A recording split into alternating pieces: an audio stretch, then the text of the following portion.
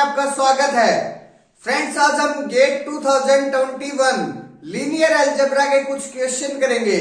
Means जो 13 फरवरी 2021 को gate का एग्जाम हुआ था मैथमेटिक्स का, उसके कुछ क्वेश्चन करेंगे। लीनियर अलजेब्रा से है ये क्वेश्चन।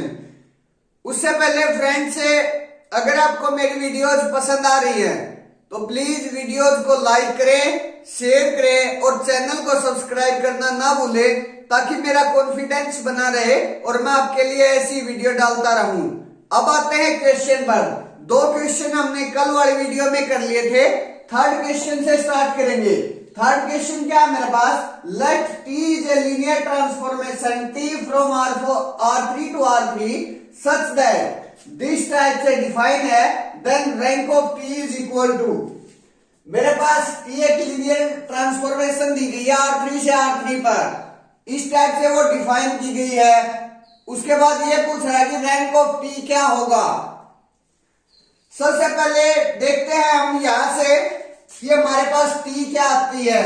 मेरे पास टी स्क्वेयर 111, टी स्क्वेयर 111 और टी स्क्वेयर 112 दोनों सेम दे रखे हैं, means equal to T square 112।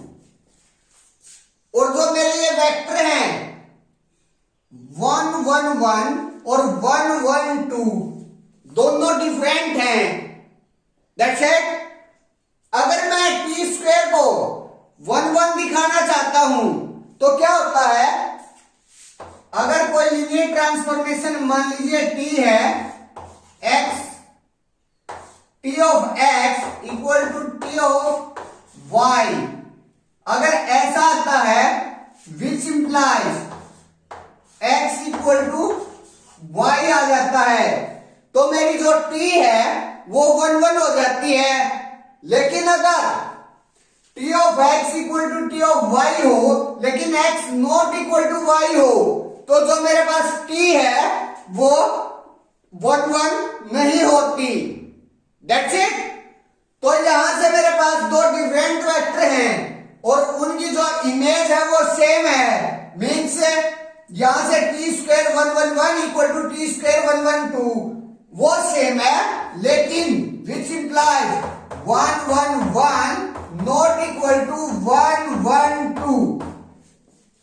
जो ये वेक्टर हैं, इनके जो वेक्टर हैं जिस पर हम इमेज डिफाइन कर रहे हैं वो वेक्टर डिफरेंट हैं। तो मेरे पास जो टी स्क्वायर है वो 11 नहीं होगी। T square is not 11।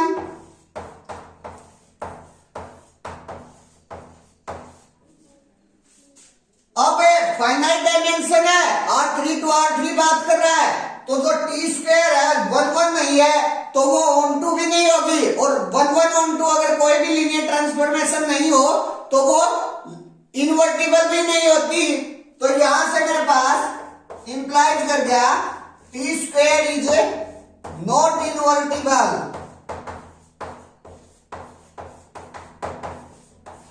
Invertible नहीं है तो जो टी स्क्वायर है इनवर्टिबल नहीं है।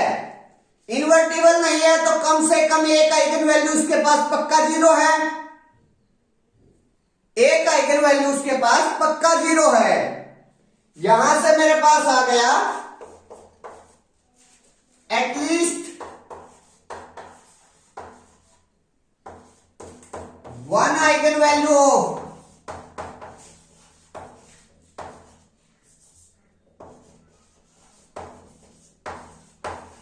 T square is 0। कम से कम एक आइगन वैल्यू तो पक्का 0 है उसके पास। अब टी की आइगन वैल्यूज और टी स्क्वायर की आइगन वैल्यूज में क्या रिलेशन होता है? जो टी की आइगन वैल्यूज होती हैं उनका अगर हम स्क्वायर कर दें तो वो टी स्क्वायर की आइगन वैल्यूज बन जाएंगी। अब कोई भी नॉन जीरो कॉम्प्लेक्स नंबर है मेरे पास, अगर मैं उसका स्क्वायर करता हूं तो नॉन जीरो नंबर आता है मेरे पास एक। That's it. सिर्फ और सिर्फ 0 का ही स्क्वायर 0 आएगा।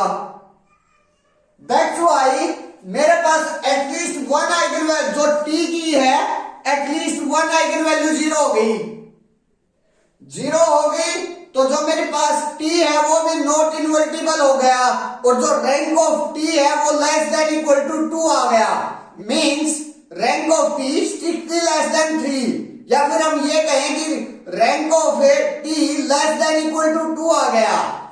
यहां से मेरे पास आया rank of t less than equal to 2 आ गया। अब यहां आते हैं, मेरे पास t ऑफ 1 1 1 गिवन है और t स्क्वायर ऑफ 1 1 1 गिवन है। t स्क्वायर ऑफ 1 1 1 गिवन है मेरे पास। अगर मैं इसको t ऑफ 1 1 1 राइट करूं, दैट्स इट, तो ये मेरे पास क्या आ जाएगा, t ऑफ 1 माइनस 1 1 यह आ जाएगा, क्योंकि t ऑफ 1 1 1 की मेरे पास इमेज है 1 माइनस 1 1, वो मैंने यहां पुट कर दी 1 माइनस 1 1। अब t ऑफ 1 माइनस 1 1 ये किसके बराबर है, t स्क्वायर ऑफ 1 1 1 के बराबर, और जो t स्क्वायर ऑफ 1 1 1 है वो मेरा क्या है 1 1 1। तो यहां से मेरे पास ये इमेज क्या आ गई 1 1 1। मींस मेरे पास गिवन क्या था, t of 1 1 1 equal to 1 minus 1 1। Second, यहां से मैंने क्या डिफाइन कर दिया, क्या निकाल लिया, t of 1 minus 1 1, t of 1 minus 1 1 वो किसके बराबर है 1 1 1 के बराबर है। अब ये दो वेक्टर देखिए, ये दोनों वेक्टर आपस में li हैं, li वेक्टर है। मींस t के रेंज स्पेस में दो li वेक्टर्स आ रहे हैं। यहां से t के रेंज स्पेस में कम से कम दो वेक्टर्स आ रहे, दो li वेक्टर्स आ रहे हैं। That's it. तो जो यहां से रैंक ऑफ t है वो ग्रेटर देन इक्वल टू 2 हो जाएगा, क्योंकि उसके पास दो li वेक्टर जा रहे हैं रेंज स्पेस में। तो यहां से rank of t greater than equal to 2 हो गया। यहां से लेस देन इक्वल टू 2 है और यहां से ग्रेटर देन इक्वल टू 2 है। तो जो रैंक ऑफ t है एग्जैक्टली 2 हो जाएगा, और वही ये पूछ रहा है कि rank of t is equal to 2 आ जाएगा। That's it. Next question, question number 4 क्या है मेरे पास, let a be a square matrix such that determinant of xi minus a equal to x power of 4 x minus 1 square x minus 2 cube, where determinant DTM denote the determinant of a square matrix M if rank of a square strictly less than rank of a cube equal to rank of a power of 4, then the geometric multiplicity of the eigenvalue 0 of a is। ये question देखिए, अगर मैं ठीक हूं, मेरे पास जो question आया है वहां यहां स्ट्रिक्टली लेस दे रखा है, रैंक जो रैंक ऑफ ए स्क्वायर है वो स्ट्रिक्टली लेस देन दे रखा है रैंक ऑफ ए क्यूब से। Means rank of A square strictly less है रैंक ऑफ ए क्यूब से, जो मेरे पास क्वेश्चन आया उसमें। अगर मैं ये चीज ठीक है, अगर ये ऐसे ही आया हुआ है पेपर में, तो जो ये क्वेश्चन है उसकी जो स्टेटमेंट है वो रॉन्ग है। जो ये क्वेश्चन है उसकी जो स्टेटमेंट है वो मेरे पास रॉन्ग है। बता देता हूं कैसे।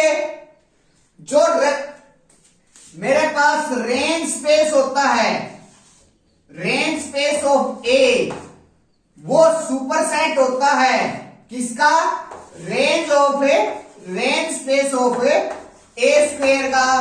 सिमिलरली जो range space of A square होता है, range space of A square वो सुपरसेट होता है किसका, range space of A cube का। That's it. मींस जो अब मैं डायमेंशन की बात करूं तो जो डायमेंशन ऑफ ए स्क्वायर है, dimension of range space of A square वो लेस देन इक्वल टू होता है किससे? Dimension of range space of A से। सिमिलरली डायमेंशन ऑफ जो range space of A cube है वो लेस देन इक्वल टू होता है dimension of range space of A square से। Less than equal to dimension of range space of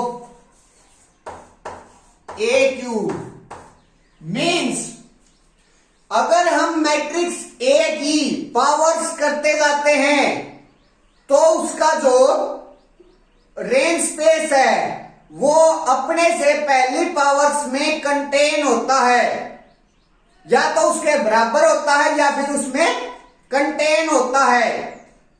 लेकिन यहां मेरे पास rank of A square strictly less than rank of A cube है।